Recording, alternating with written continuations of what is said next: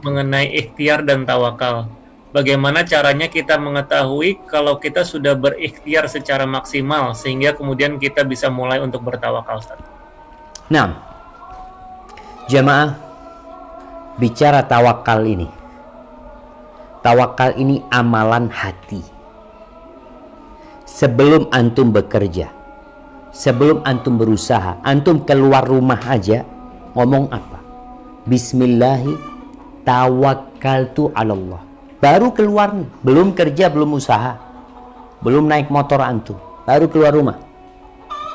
Bismillah tawakkaltu 'ala Allah, la haula wala quwwata illa billah. Artinya ketika antum memulai sesuatu, antum sudah menyerahkan kepada Allah Subhanahu wa taala. Ketika antum sudah punya rencana dan hendak memulai, udah matang nih, fa idza azamta, Allah mengatakan fa idza azamta, kalau engkau sudah punya tekad, punya keinginan, fatawakkal 'ala Allah. Serahkan sama Allah Subhanahu wa taala. Jadi tawakal itu amalan hati, ikhtiar itu amalan fisik kita. Kalau bicara tawakal, para ulama menyebutkan makna tawakal itu ada dua makna. Yang pertama, athiqatu billah, percaya sama Allah, yakin sama Allah SWT. Yang kedua, al-i'timad alaihi, menyandarkan kepada Allah Subhanahu wa taala.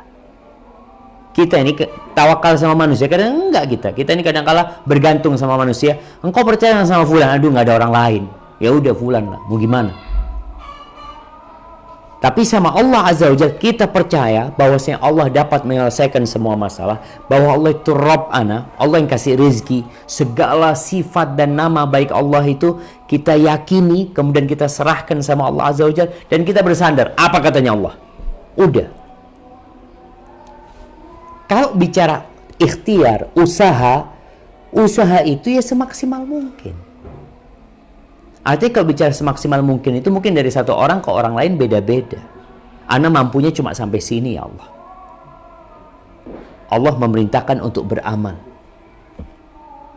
Huwallazi ja'ala lakumul arda dhalulan. Allazi ja'ala lakumul arda dhalulan famshu fi manakibiha. Allah menjadikan bumi ini landai. Hendaklah kau berjalan di lorong-lorongnya. Wa kulu min rizki, makan dari rizkinya. Cuma perlu diingat, ada orang yang malas. Ini masalah. Dia merasa ana sudah ikhtiar apa, antum malas orangnya. Ana udah ini itu. Kemalasan itu ada.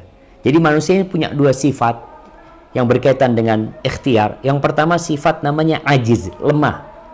Lemah itu tidak punya kemampuan. Yang kedua kasal. Kasal ini tidak punya kemauan. Dan kita harus berlindung dari dua hal ini. Ada orang memang lemah, anak kok lemes badannya ya. Kita akhirnya nggak bisa kerja, nggak bisa usaha. Kita berlindung kepada Allah dari hal itu. Ada orang nggak, memang males. Maka kalau bicara tawakal itu dari awal memulai segala sesuatu, hati kita bertawakal sama Allah Azza wa Jalla, menyerahkan sama Allah Subhanahu wa taala. Ketika usaha, selesai usaha, tawakal. Jadi amalan hati ini terus ada dalam momentum-momentum tersebut.